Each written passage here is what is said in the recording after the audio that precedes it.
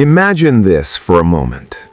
You take a loan knowing from the very beginning that you will never fully pay it back.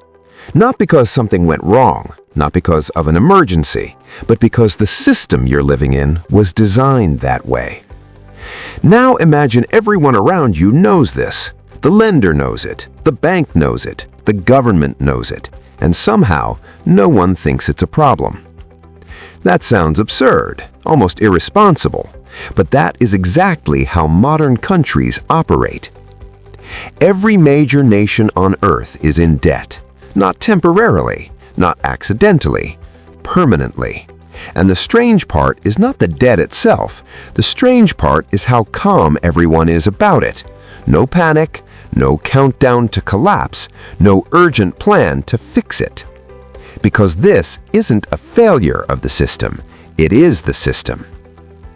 If we really want to understand why no country can escape debt, we have to stop thinking like individuals and start thinking like systems.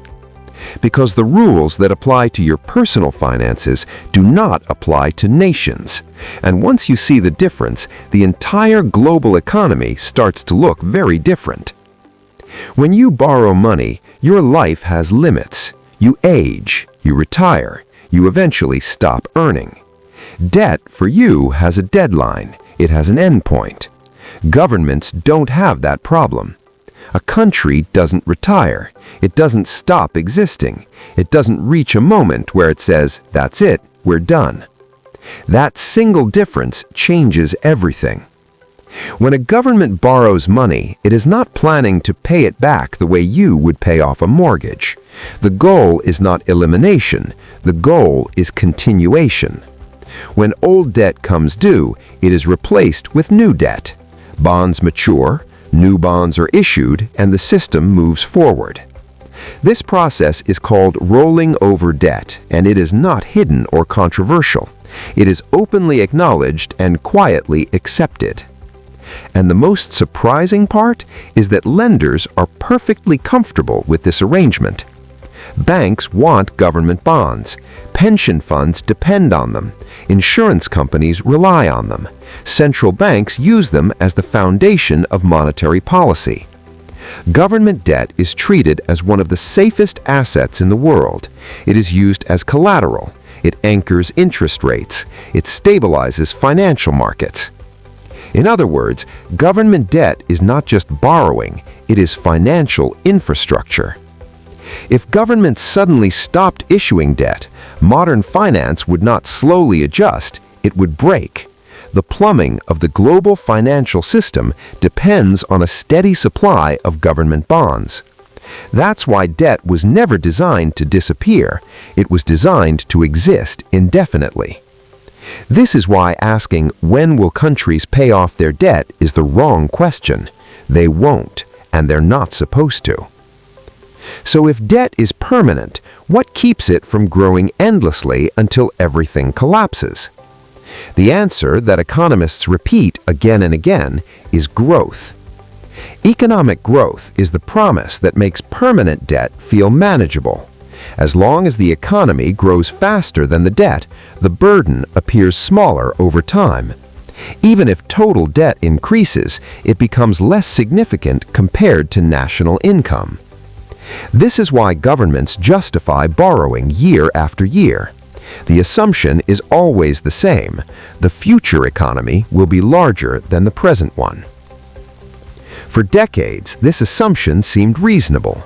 After World War II, many countries carried enormous debt, but populations were young, productivity was rising, energy was cheap, and technology was accelerating. Growth slowly diluted the debt. It didn't disappear, but it became easier to live with. Policymakers internalized a simple lesson: growth fixes debt. But growth is not guaranteed. It depends on people, resources, technology, stability, and energy. And many of those forces are no longer as strong as they once were. Populations are aging. Productivity gains are harder to find. Energy is more expensive. Global trade is less predictable. Growth hasn't vanished, but it has slowed.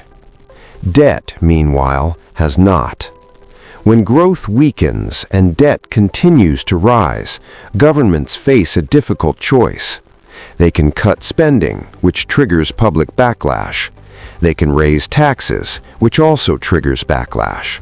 Or they can borrow more, which usually causes nothing at all, at least in the short term. No protests, no immediate pain, no breaking headlines. Borrowing becomes the path of least resistance. This is not because politicians are uniquely irresponsible.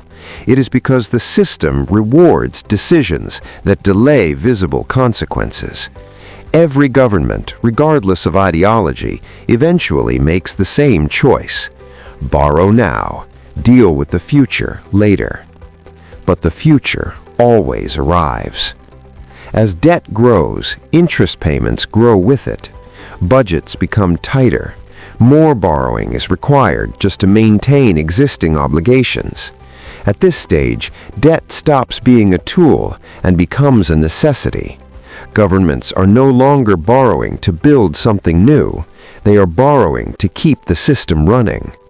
This is where central banks become critical. Central banks are often described as independent institutions that simply manage inflation and interest rates. In practice, they act as shock absorbers for the debt system. When markets become nervous about government debt, central banks intervene. They lower interest rates, they buy government bonds, they inject liquidity into the system. These actions keep borrowing costs low and prevent sudden collapse. But they also send a powerful signal. The system will be supported. And when people believe that support is guaranteed, risk begins to disappear. When risk disappears, borrowing accelerates. Not because anyone planned it, not because of a conspiracy, but because incentives quietly align.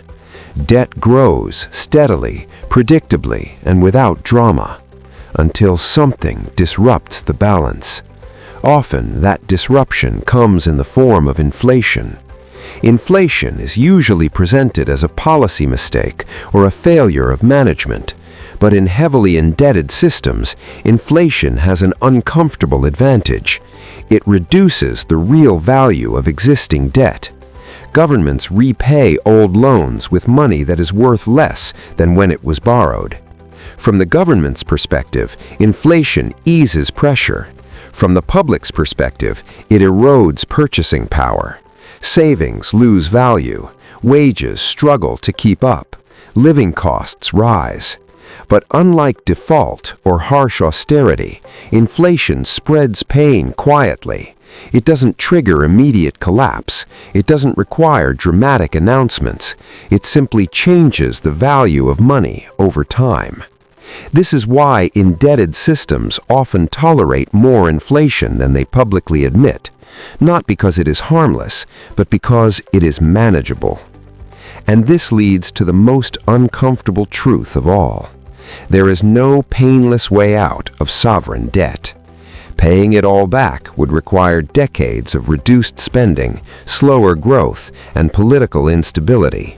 Default would destroy trust and destabilize financial markets. High inflation damages living standards and social cohesion. Every option carries serious costs. So governments choose the one that can be delayed the longest. They stretch time. They roll debt forward. They rely on central banks. They hope growth returns. Not forever, just long enough. This is why no country truly escapes debt. Not because leaders are incompetent, not because citizens are careless, but because the system itself is built on promises that extend endlessly into the future. Debt is not a temporary flaw. It is the glue holding modern economies together. And that glue works as long as one thing remains intact: trust. Trust that governments will honor obligations. Trust that money will retain value. Trust that tomorrow will look enough like today. Debt is not just numbers on a balance sheet.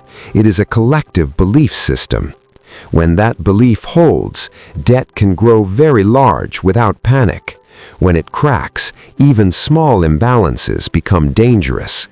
So the real risk is not how much debt a country has.